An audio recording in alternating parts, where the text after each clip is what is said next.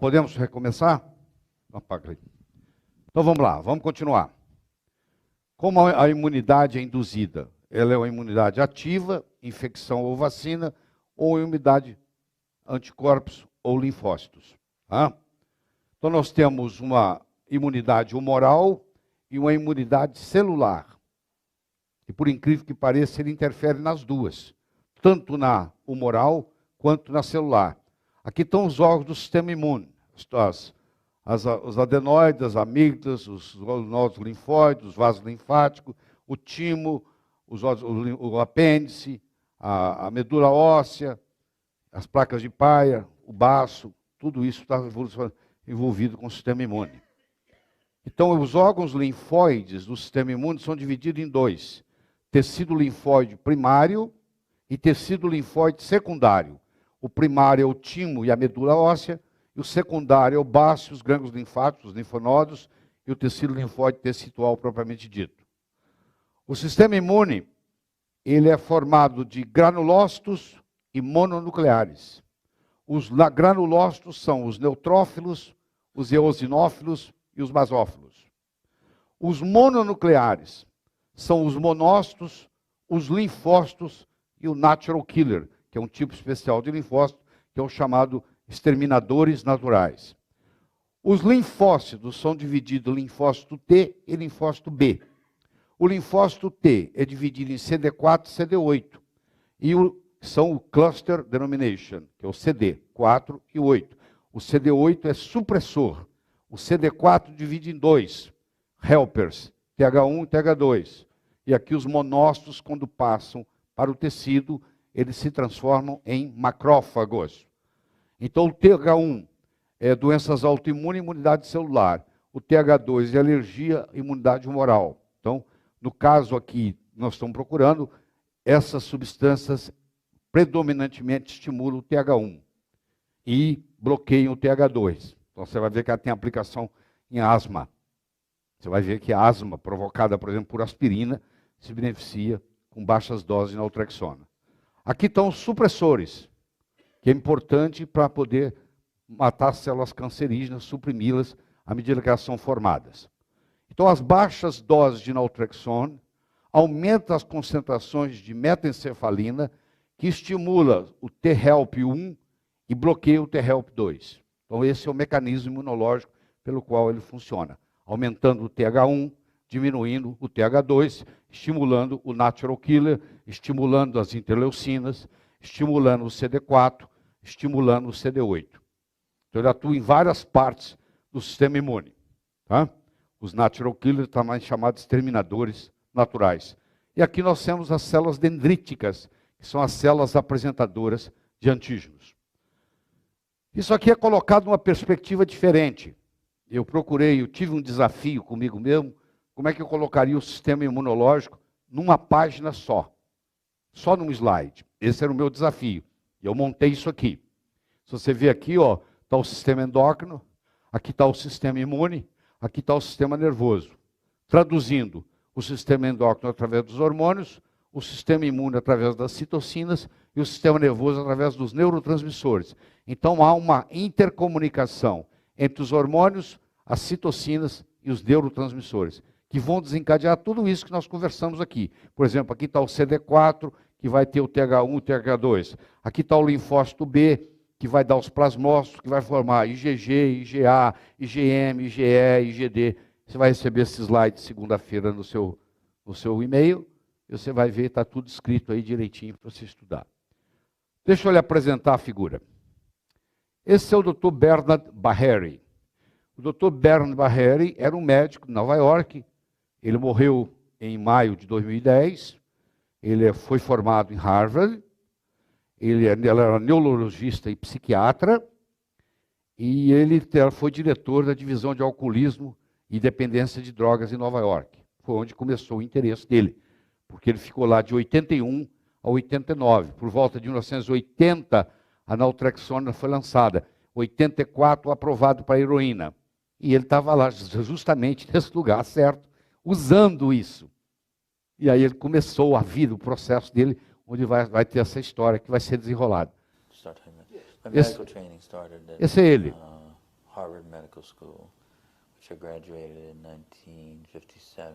Se formou em 54 em Harvard. In internal medicine at one of the Harvard teaching hospitals, Beth Israel in Boston. Medicina interna. And neurology at the Massachusetts General. No Massachusetts General ele estudou neurologia. And went to the National Institutes of Health for 2 years doing brain physiology. Fisiologia do cérebro. Did another residency training in psychiatry. Fez residência, especialidade em psiquiatria. Isso é só para vocês terem ideia da personalidade dele. Claro que poucos meses antes dele morrer. 5 or 6 years got very involved in working in drug addiction. Mas esse é o indivíduo responsável pela história, tá bom? Em 1985, o Dr. Bernard Bahari confirmou em seres humanos que baixas doses de naltrexona, 3 mg por dia, tinha efeito modular no sistema imune. Ele descobriu que esta dose, tomada na hora de dormir, era capaz de realçar a resposta do paciente para infecção por HIV, o vírus que causa AIDS. Os pacientes que ele usava, o HIV nunca virou AIDS. Em todos os pacientes que ele usou. Não parava no HIV. Subsequentemente, a dosagem ótima para adulto de LDN foi determinada em 4,5 mg, com exceção de pacientes com esclerose múltipla, de que a predominância é espástica. Aí é 3 mg. Tá? Muito bem.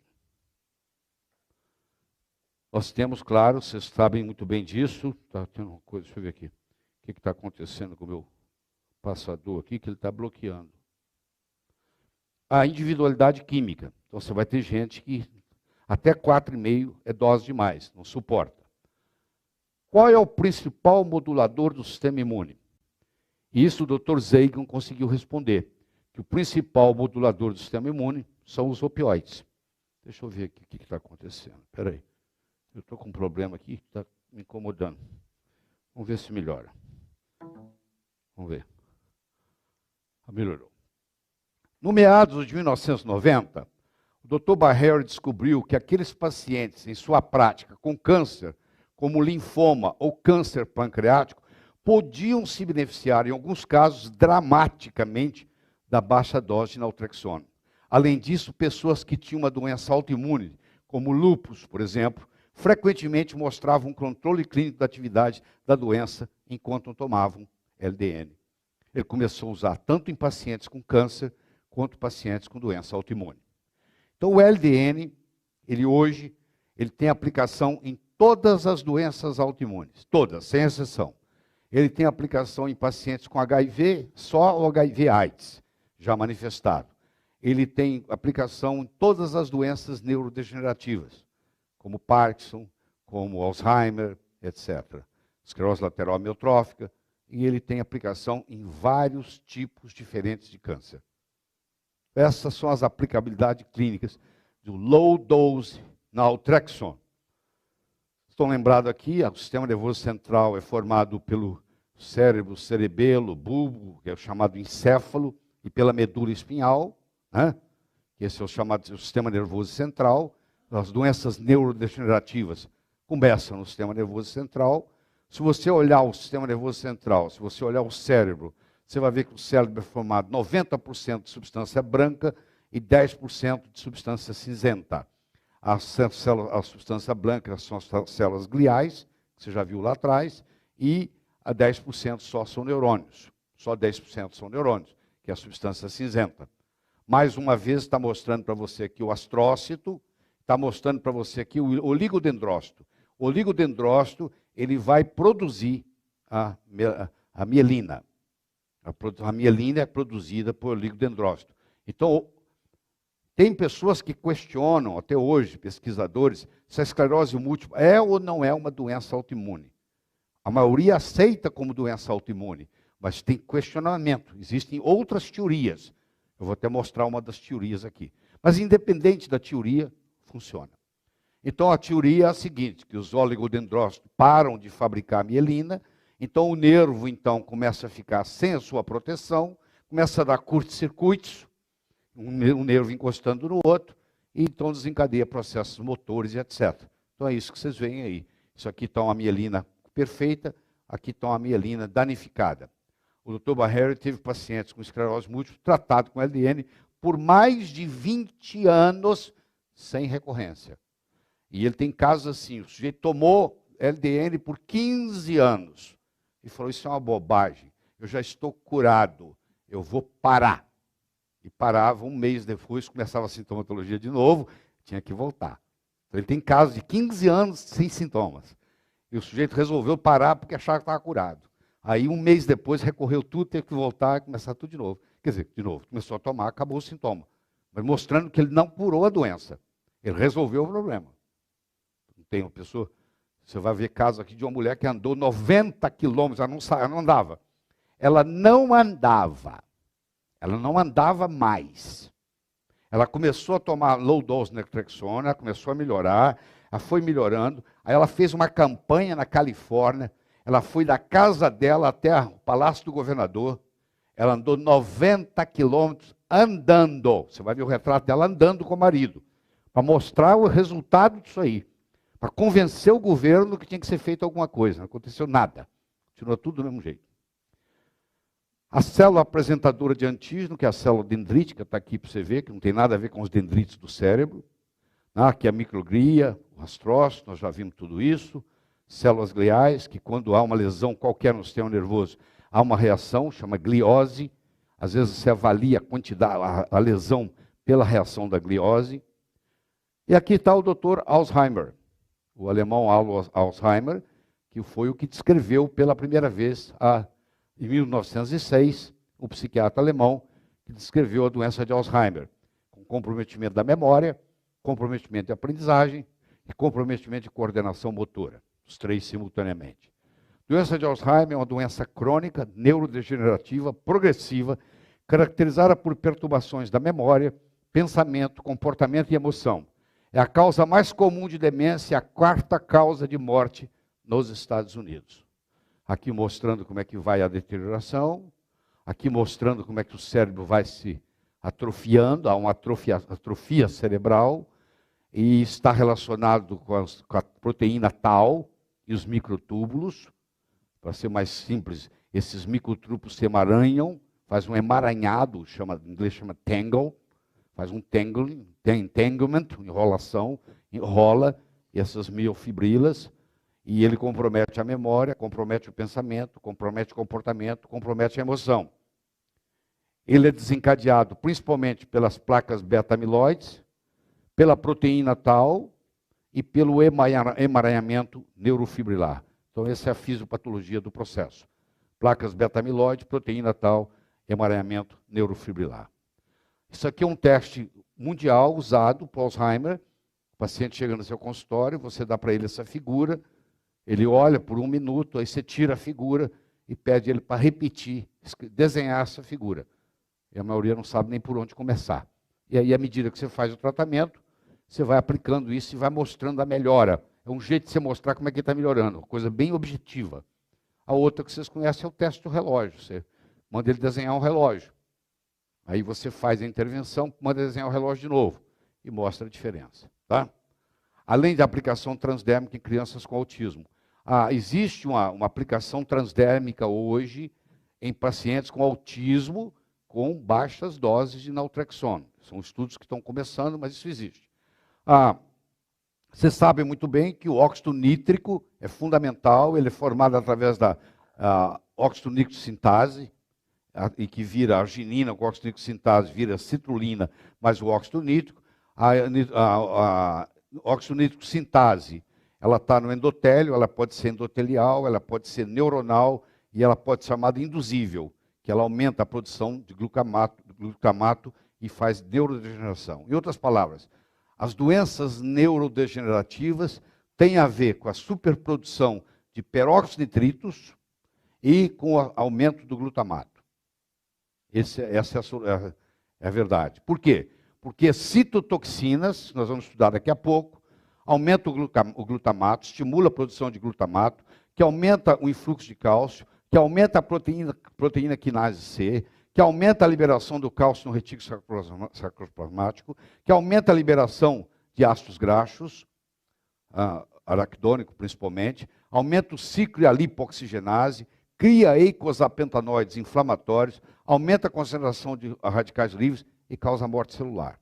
Ou seja, excitotoxina causa morte de neurônio. Amanhã nós vamos conversar sobre adoçantes artificiais. Você vai ver que muitos dos adoçantes artificiais, não os que estão aí fora tem um que tem aí stevia, não tem problema. Muitos dos adoçantes artificiais são excitotoxinas, 1000 vezes mais prejudiciais do que açúcar. E eu acho que você tem que pegar essa bandeira. Amanhã nós vamos dar 2 horas de aula sobre isso. E fazer o seu paciente parar de fazer uso de adoçante artificial, porque são excitotoxinas e causam lesão cerebral. Muitos pacientes estão desenvolvendo Parkinson, estão desenvolvendo Alzheimer por causa do adoçante. Você vai ver isso amanhã. Tá? Principalmente o aspartame e o MSG. Né? Nós vamos estudar amanhã em detalhes. Então, a substância nigra, vocês devem estar lembrados, está aqui. Quando falta dopamina nela, a deficiência de dopamina, o paciente desenvolve um quadro chamado de Parkinson. Então, por deficiência, por falta de dopamina, há um bloqueio nessa cascata aqui com a manifestação da doença de Parkinson. Quem descobriu o Parkinson pela primeira vez em 1817 foi o Dr. James Parkinson, por tremor, rigidez, bradicinesia, cinesia, instabilidade postural, distonia, hipotensão ortostática, distúrbio da marcha, distúrbio da fala, disfagia, incontinência urinária, que também é muito comum na esclerose múltipla, e demência. As principais manifestações do quadro de Parkinson. Jean-Martin Charcot, professor de Freud, deu à doença o nome de mal de Parkinson. O mal de Parkinson foi dado por Charcot. Essa não foi a única contribuição de Charcot. Charcot foi quem descobriu a esclerose múltipla. Ele deu o nome de Parkinson em homenagem ao James Parkinson, não chamava assim. Ele, Charcot, deu esse nome. Tá? E você conhece as celebridades no mundo inteiro que desenvolvem a doença de Parkinson, muitas vezes causada por excesso de adoçantes artificiais. Vocês vão ver depois amanhã. O melhor livro que eu conheço sobre baixas doses de naltrexona está aqui. Tá? Ele está na forma de Kindle, você baixa ele com um clique na Amazon.com, né, porque você não precisa guardar em lugar nenhum. Acho que hoje você, como médico, tem que adquirir o Kindle, tem que começar a usar livro digital, porque você aperta um clique, você compra o livro, ele desce para você. E ele está aqui, o melhor livro que tem é esse aqui. É impressionante, eu li ele 3 vezes e ainda estou planejando ler mais uma 4ª, porque cada vez que eu leio, eu vou conseguir coisas diferentes dele. Tá?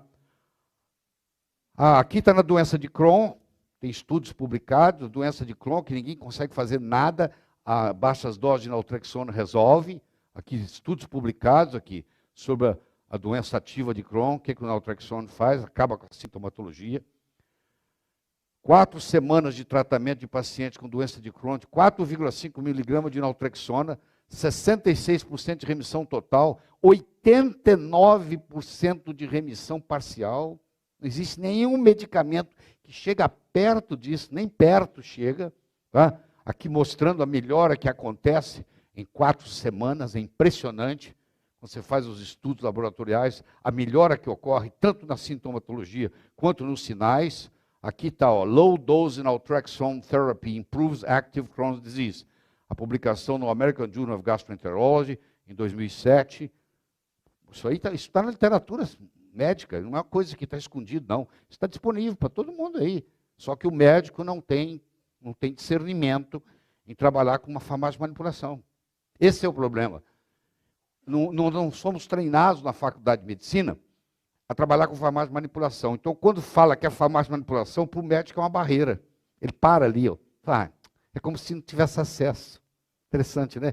Na cabeça do médico funciona assim. É como se não tivesse acesso. Porque farmácia de manipulação, eu não mexo com isso. Ele para ali, infelizmente. Vamos conversar um pouco sobre a esclerose múltipla. É uma encefalomielite, também chamada de encefalomielite, assim que era chamada antigamente, quando o Charcot descobriu. É uma esclerose disseminada, é uma doença autoimune, inflamatória, desmielinizante, afetando o sistema nervoso central, tanto o encéfalo quanto a medula. Foi descrita por Charcot, que viveu de 25 a 93, destruição de oligodendrócitos, já falamos sobre isso, Tem mais de 400 mil casos nos Estados Unidos, 2,5 milhões no mundo, e 2 vezes mais comum na mulher, frequentemente acompanhada de infecção e incontinência urinária. Aliás, muitos são diagnosticados pelo oftalmologista, porque o paciente vai para a oftalmologia com queixa de diplopia, é um sintoma muito comum, e aí ele já está com neurite óptica, ele tem diplopia, e muitos vão para o urologista, porque não consegue segurar a urina. Aquela vontade de urinar, acabou de ir ao banheiro, tem que urinar de novo, e aquela necessidade de estar urinando com frequência. Muitos casos começam assim, e a tendência é piorar, chega uma hora que o sujeito não consegue nem sair de casa, porque a cada 10 minutos você tem que urinar, quando não tem incontinência, né?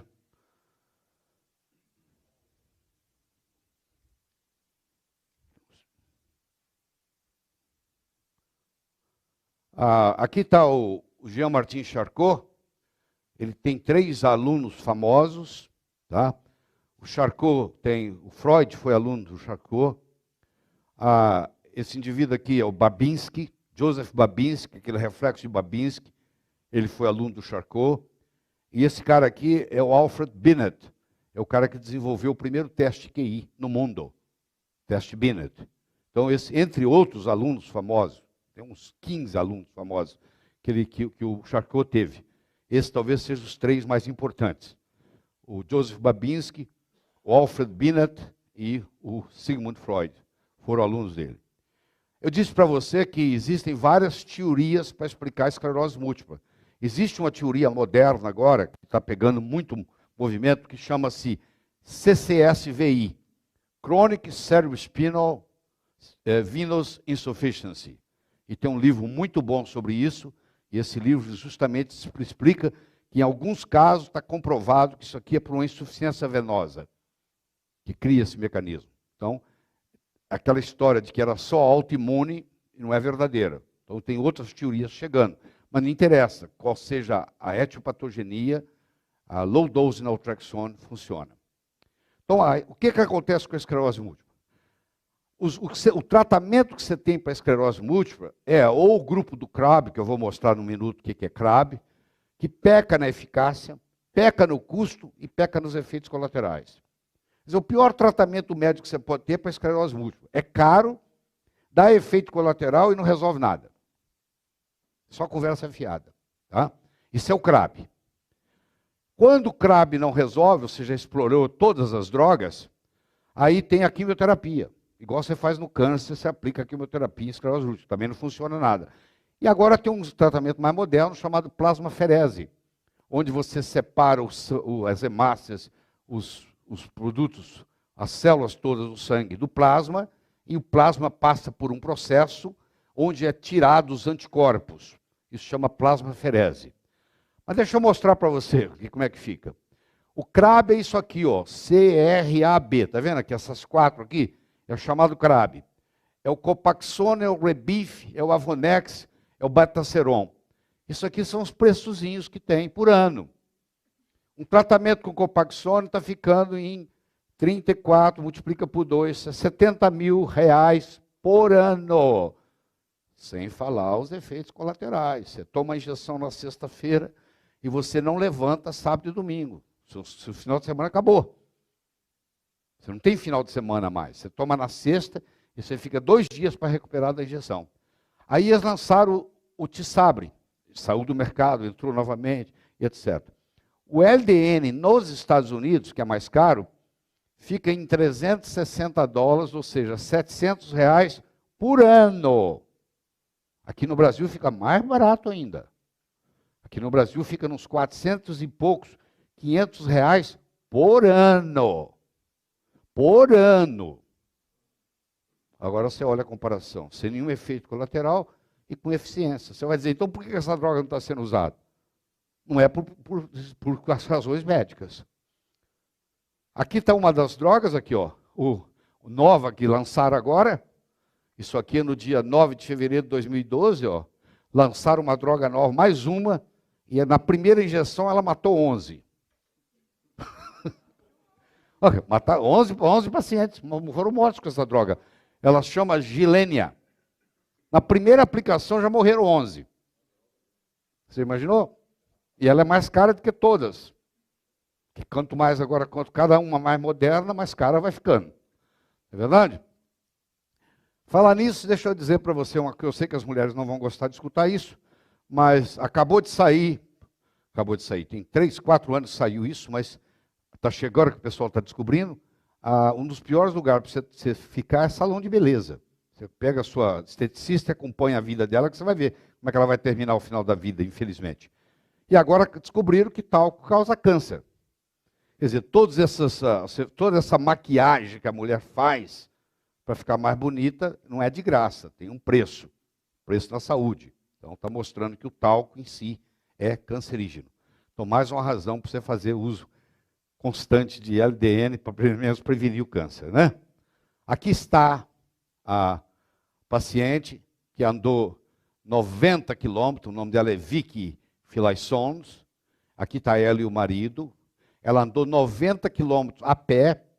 Ela não andava mais, ela era paralítica por causa da esclerose múltipla, muitos anos em esclerose múltipla, tomando essas injeções com todos os seus efeitos colaterais, sem nenhum controle esfincteriano mais. Ela descobriu o LDN, como muitos de vocês estão descobrindo hoje, e ela começou a fazer uso, e para mostrar para o mundo que ela estava curada, ela andou sem parar numa viagem de 90 quilômetros na estrada, andando. Eles traziam um alimento para ela e tal, ela andando. Andou 90 quilômetros, foi até a casa do Palácio do Governador mostrar como é que ela está curada. Isso são casos excepcionais, tá bom? Não é todo mundo que é assim. A promessa é que volta até os 6 meses. Estabiliza, não progride e regride em torno de 6 meses. Isso é um caso especial. Tem vários casos desses descritos na literatura, que a pessoa não tem mais nada, tem mais sintoma nenhum, acaba tudo. Existe um caso muito interessante da Mary Bradley. Ela escreveu um livro, o marido dela, o Noel, eles ingleses, irlandeses, foram para os Estados Unidos, e o marido com esclerose múltipla, muito fechado, acho que ele era um engenheiro, e ela fez todo o esforço para ele tomar, foi um problema sério. Depois que ela conseguiu tudo, ele não aceitava nem falar no assunto, a ponto de que se falasse mais uma vez, ele queria divórcio.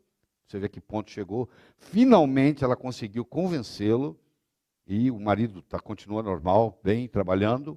Então o marido tratou de MS. Ela tinha um tio com Parkinson, também sem saída, na Irlanda, trouxe o tio para os Estados Unidos, foi no Dr. Baheri, o tio começou a fazer uso, melhorou absurdamente do Parkinson, e a mãe dela desenvolveu o CA de mama, que também teve aplicação. Então, na mesma família, você tem um caso de esclerose múltipla, você tem um caso de Parkinson e um caso de CA de mama. E ela conta nesse livro, de uma forma muito bem escrita, toda a história do envolvimento do marido, do tio, da mãe, como é que tudo isso aconteceu, como é que ela conheceu o Dr. Baheri, como é que ela fez campanha. Aí ela levou a conferência para a Irlanda. Ela hoje é uma das grandes divulgadoras, e vale a pena ler esse livro, até pelo componente literário dela. Ela escreve muito bem. Tá?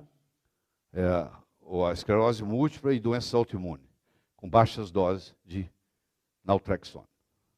Aqui está ela, na Academia de Medicina de Nova York, fazendo apresentação para cientistas, desafiando os cientistas. Vocês têm que escutar isso, porque não pode deixar passar. A coisa que está aí, só porque a droga é barata, ninguém quer vender, só porque não tem patente, nós não podemos fazer isso. E ela é uma das divulgadoras, e vai mostrando para o mundo, e as pessoas vão descobrindo, e etc. e tal. Aqui mostrando, por exemplo, quantos por cento diminui a dor, comparado com os remédios normais, o placebo. Aqui, como é que a saúde mental melhora.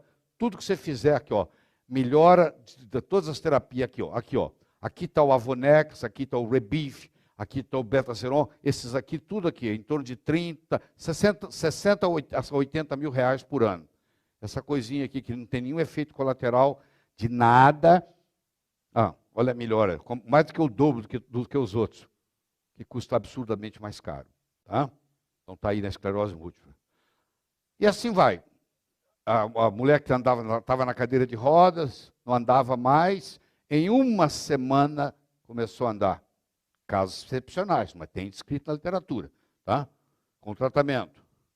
E aí vai descrevendo um caso, outro, quando que começou a tomar, 18 meses depois, qual o efeito que tem. Então, o tratamento da esclerose múltipla, você faz. Se você tiver um paciente com esclerose múltipla semana que vem, você vai fazer baixas doses de naltrexone, você vai fazer vitamina D3, no início, de preferência injetável. A HealthTech tem 25 mil unidades injetável, quer dizer, você faz por algumas semanas, depois você passa para oral, não tem problema nenhum, para você fazer injetável o resto da vida, mas eu diria que umas 10 semanas você deve fazer 25 mil unidades, 1 a 2 vezes por semana, porque existem estudos e mais estudos mostrando que a deficiência de vitamina D3 aumenta a predisposição à doença, à esclerose múltipla, e o alfa-lipóico, que é outra grande saída. Então, esse trio de ouro aqui, que é baixas doses de naltrexone, vitamina D3, 25 mil unidades injetáveis, 1 a 2 vezes por semana, depois passa para 10 mil unidades oral, e o alfa-lipóico, você pode fazer 600 miligramas endovenoso, num soro, vem em 24 ml, você dilui para 100 ou para 200 em soro fisiológico, dependendo da sensibilidade do paciente.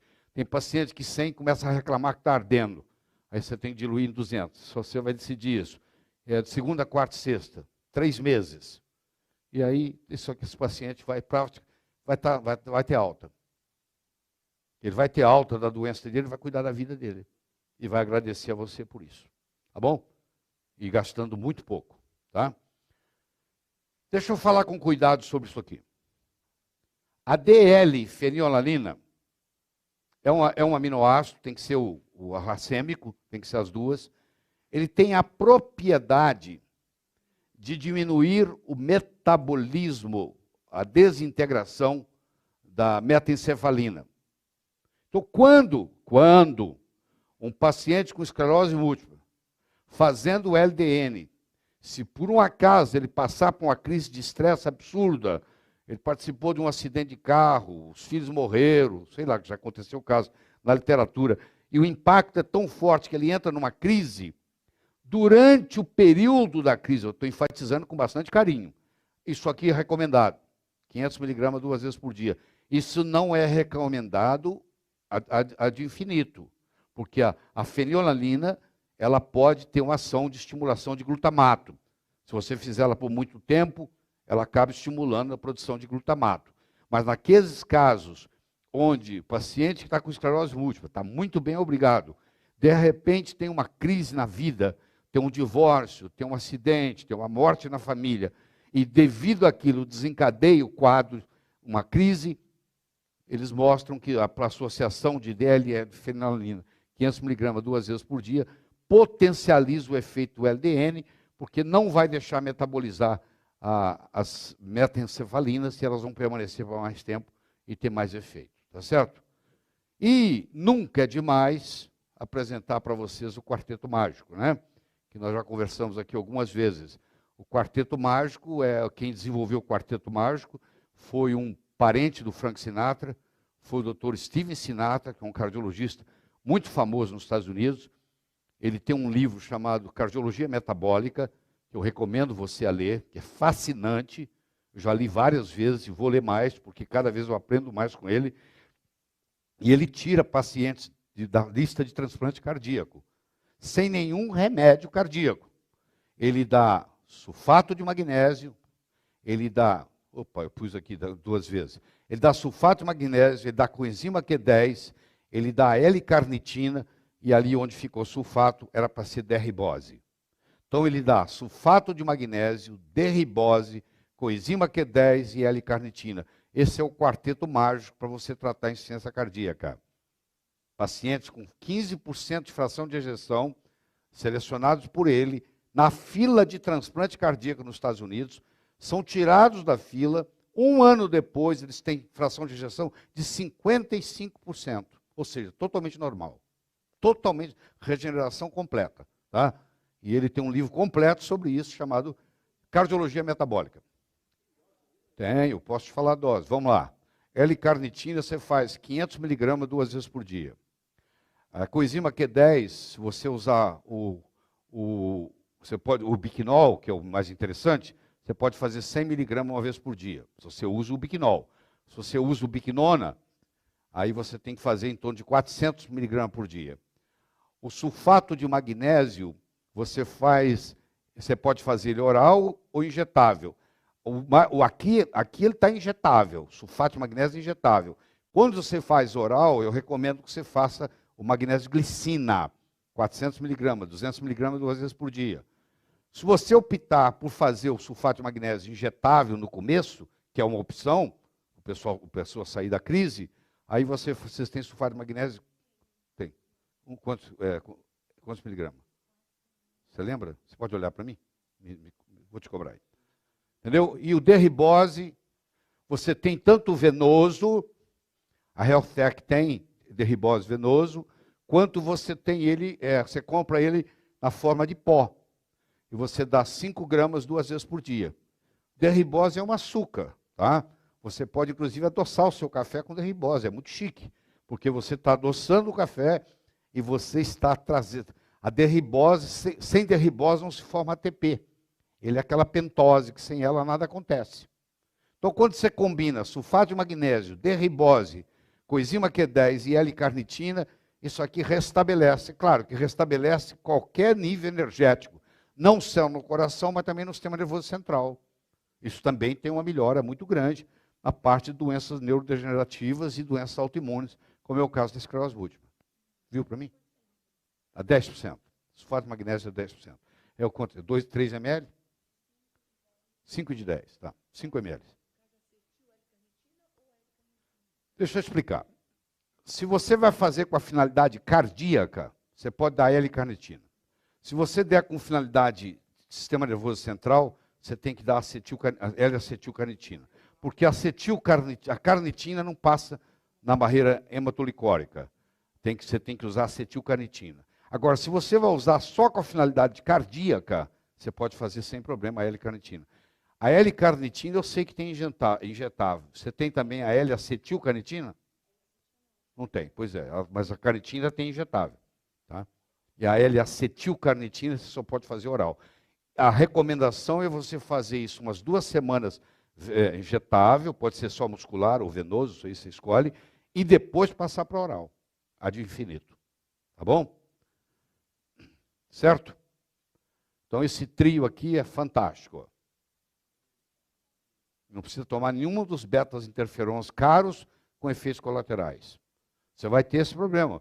O médico quer colocar o paciente naquelas injeções caras. Ah, mas o governo vai dar. Mesmo que o governo der, o efeito colateral é muito grande. Não vale a pena.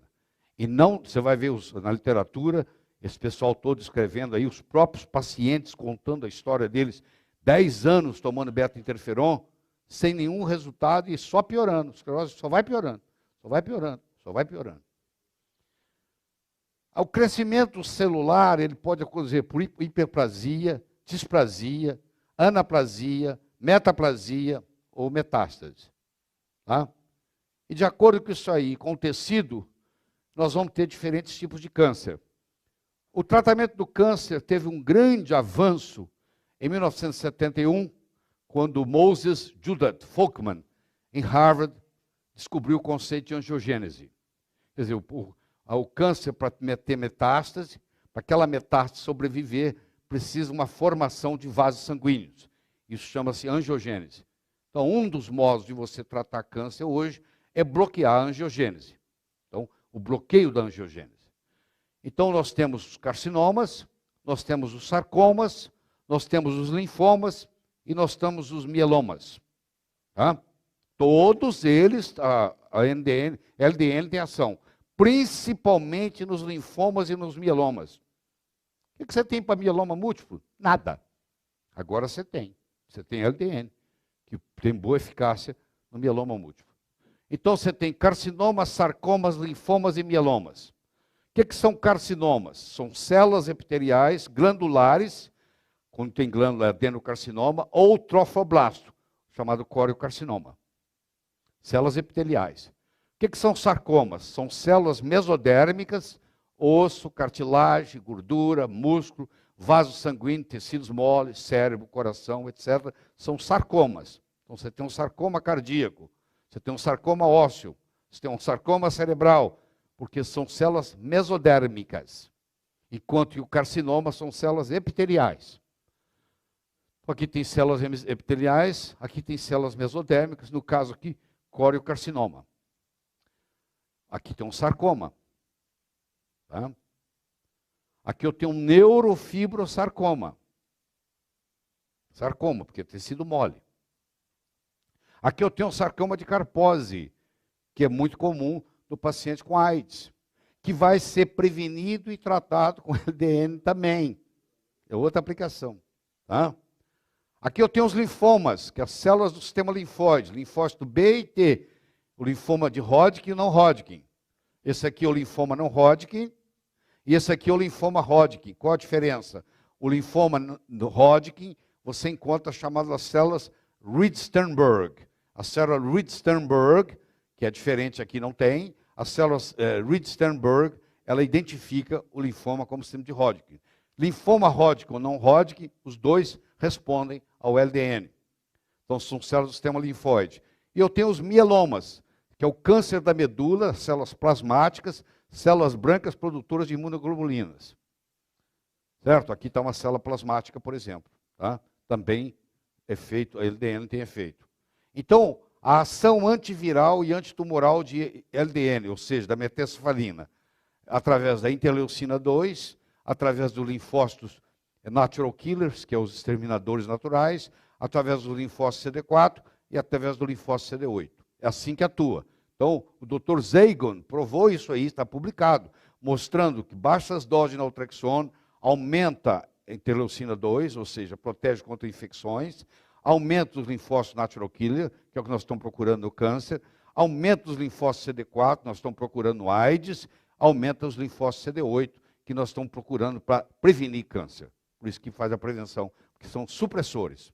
Aqui mostrando para você que, à medida que você faz o processo, aqui, enhancement natural citotoxicidade, pela beta-endorfina, tanto o LDN quanto a beta-endorfina, o mecanismo é o mesmo. Por quê? O LDN vai aumentar a beta-endorfina. Então, está sendo mostrado aqui em publicação que você vai aumentando a citotoxicidade, ou seja, o natural killer vai sendo estimulado pelas beta-endorfinas. E, isso, consequentemente, isso vai combater vírus e vai combater câncer. O Dr. Zeigon está em todo lugar. Tem mais de 50 publicações dele na literatura sobre esse assunto. Inibição da via quinase ciclina, dependente pelo complexo OGF-R, usando a via P16 para inibir câncer de cabeça e pescoço, e via P21 para inibir o crescimento de câncer pancreático. Que é a grande revolução, que até a descoberta disso aqui não tinha nada para câncer de pâncreas. Tá? E hoje os pacientes estão vivos, vocês vão ver daqui um pouquinho nós falando do Dr. Bergson. Aqui, ó, o Dr. Zeigon mostrando, aqui o Dr. Zeigon de novo mostrando, aqui, isso aqui em câncer, isso aqui em ser humano. Está publicado no Molécula Câncer, paciente com câncer de pancreático. Câncer pancreático. E o efeito do LDN, desse acoplamento aqui. Tá? A partir de meados de 2004, o Dr. Bihari reportou ter tratado mais de 300 pacientes que tiveram câncer que falhou em responder aos tratamentos convencionais. Do grupo, em torno de 50%, depois de 4 a 6 semanas de tratamento com LDN, começaram a demonstrar uma parada no crescimento do câncer, e daqueles, mais de 1/3 mostrou sinais objetivos de redução do tamanho do tumor. Isso o Dr. Barreri conseguiu. O Dr. Bergson, quando ele junta o LDN com alfa-lipóico, ele começa a reduzir qualquer tumor. O tumor começa a desaparecer. Tá? Ele faz pós-emission tomography. Hoje, o cara com câncer metastático no corpo todo, ele entra com LDN, ele entra com alfa-lipóico venoso, ele faz o tratamento, ele repete lá na frente, o câncer subiu. Você pode perguntar depois, porque eu estou gravando? Tá? Obrigado. O Dr. Zeigon denominou a MET5-encefalina de OGF. Entre outros efeitos, mostrou que LDN acelera a cicatrização de feridas em diabéticos, Melhora de pacientes com tumores pancreáticos de cabeça e pescoço. Mais um efeito aqui, ó, cicatrização de ferida em diabéticos. Olha como é que a coisa vai expandindo, porque mexe com a homeostase. O Instituto Nacional de Câncer americano define o OGF, o opioide growth factor, como um pentapeptídeo endógeno com potencial antineoplásico e com atividade antiangiogênica, que todo mundo procurava o efeito antiangiogênico para não deixar dar metástase, inibindo proliferação celular e angiogênese. Olha quantos coelhos você vai matando com uma cajadada só. É impressionante. Então, essa angiogênese, que o tumor está aqui, ó, esse tumor, para evoluir, ele precisa desenvolver a angiogênese, ele precisa criar novos vasos, e as baixas doses de LDN inibe a formação desses vasos, consequentemente, as metástases não podem progredir. Ou seja, tem um efeito antimetastático. O Dr. Zeigo e seus colaboradores demonstraram que o OGF tem um efeito inibitório significante na angiogênese. Isso tudo está demonstrado aqui. Journal of Vascular Surgery, tudo publicado direitinho, em diários oficiais. Não é uma coisa alternativa. Aqui não tem nada de alternativo, nada, absolutamente nada. É tudo alopatia, do começo ao fim. É alopático. Do começo ao fim é alopático. Só que ninguém dá bola porque não dá dinheiro. Mas é tudo alopático. Hã? Em câncer humano, pesquisa do Dr. Zeigo por muitos anos provou uma inibição de vários diferentes tumores humanos, em estudo de laboratório usando endorfinas e LDN. É sugerido que o aumento de níveis de endorfina e encefalina induzidos por LDN funcione diretamente nos receptores opioides dos tumores e talvez induza a morte da célula cancerígena, um efeito de apoptose na célula cancerígena. Dr. Zeigo e colaboradores publicaram um estudo mostrando que LDN inibe o desenvolvimento de câncer pancreático em seres humanos. E assim vai. Reavaliando o protocolo, esse protocolo aqui, ó, é o ácido lipoico e naltrexone, alfa-lipoico e naltrexone, para pessoas com câncer pancreático metastático e não metastático. Relato de 3 novos casos. O Dr. Bergson é que seguiu isso aqui, ó. O Dr. Bergson está aqui, ó. Está vendo o Bergson? Está aqui, ó. Dr. Bergson. Aqui está o alfa-lipoico, aqui ele está na sua forma de estrógeno, aqui ele está na sua forma levógena, ele vai de uma forma para outra. E aqui está um livro que eu recomendo que você tem que ler. Você não pode deixar de ler esse livro. Esse livro é do Dr. Bert Bergson, The Alpha-Lipoic Acid Breakthrough, mostrando como é que ele é um anti-envelhecedor. Ele repara lesões hepáticas gravíssimas, intoxicação por cogumelo, onde o chefe dele de residência diz para ele, ó, você observa que esse paciente está com intoxicação por amanita, eu vou mostrar para vocês o que é amanita, ele vai morrer, não tem nada que a gente possa fazer, absolutamente nada, você vai ficar aí observando ele morrer. Aí ele liga para o Instituto Nacional de Saúde, no NIH, e descobre que eles têm um estudo com alfa-lipoico. Vem o alfa-lipoico para ele imediatamente, o paciente morrendo, ele injeta o alfa-lipoico, o paciente sai sem nenhum dano hepático, com as transaminases todas normais, regeneração hepática absoluta. Ele faz a segunda vez, ele é chamado na diretoria do hospital, porque ele estava desobedecendo a ordem deles, que ele estava ali para ver o paciente morrer. Você entendeu? Que ponto que chega, hein? Nós falamos, você está desobedecendo a nossa regra. Você não é um bom residente. Nós falamos para você observar o paciente morrer. Nós não falamos para você curá-lo. Só porque ele salvou 2 pacientes, ele perdeu o lugar dele. Porque ele tinha que olhar, documentar a morte, como é que era, como é que fazia, que sintoma que vinha. Isso que eles queriam que ele fizesse. Ele se recusou. E o próprio Instituto Nacional de Saúde já tinha experiência com intoxicação com esses cogumelos e salvando com o alfa-lipoico. Gente, vocês têm que passar os alfa-lipoicos, vai me desculpar. Depois dessa, você não tem outro jeito, não. Você vai ver hepatite C, que maravilha, alfa-lipoico. Você vai poder curar a gente com hepatite C sem nenhum problema. Você já cura com ozônio, agora você vai combinar ozônio com alfa-lipoico injetável.